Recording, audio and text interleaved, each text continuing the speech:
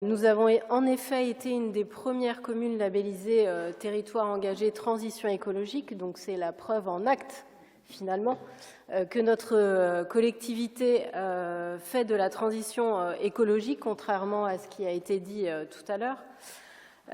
Et nous avons su maintenir un niveau d'excellence sur le sujet. Je tiens donc à saluer en effet tous les élus et tous les agents de la collectivité qui ont permis d'atteindre ces objectifs.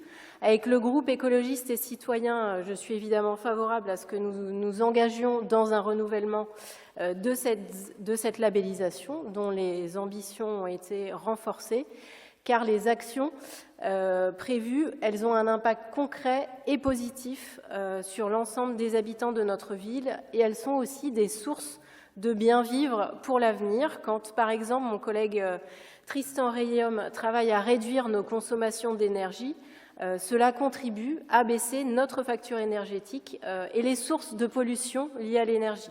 Quand, par exemple, ma collègue Ghislaine Rodriguez travaille à débitumer les cours d'école, cela permet d'offrir des cours plus agréables pour jouer, où chacun et chacune peut trouver un espace de jeu qui lui convient.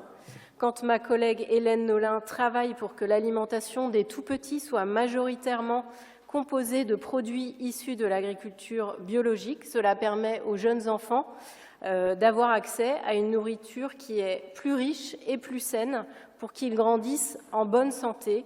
Quand, par exemple, j'essaye de travailler à débitumer la ville, à augmenter le nombre d'arbres en ville, cela permet aux habitants de vivre dans un environnement qui s'adapte aux fortes pluies, notamment, et qui est plus favorable à leur santé, car les arbres permettent de dépolluer l'air, d'apporter de la fraîcheur ou du bien-être mental. Bref, je pourrais continuer la liste longtemps, mais ce que je voulais ici rappeler, c'est que pour tous ceux qui veulent poursuivre l'amélioration de nos conditions de vie et qui croient au progrès social, le cap, c'est bien celui de la transition écologique. Il n'y en a pas d'autre. On sait que le gouvernement, aujourd'hui, tourne le dos à la planification écologique.